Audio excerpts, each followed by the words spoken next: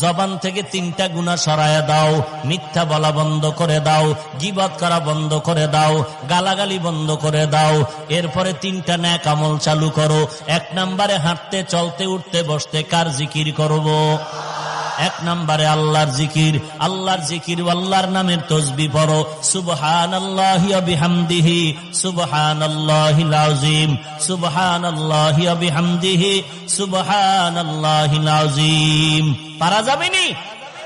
আল্লাহ আমাদের কবুল করেন। 2 নাম্বার, আল্লাহর জিকিরের পরে কোরআন তেলাওয়াত করো। আল্লাহর কোরআনের তেলাওয়াত, আল্লাহ পাওয়ার যত মাধ্যম আছে এর মধ্যে 2টা মাধ্যম বড় মারাত্মক গভীর। 1 নম্বরে নামাজ, 2 নম্বরে কোরআনের তেলাওয়াত। বেশি বেশি কোরআন তেলাওয়াত করো।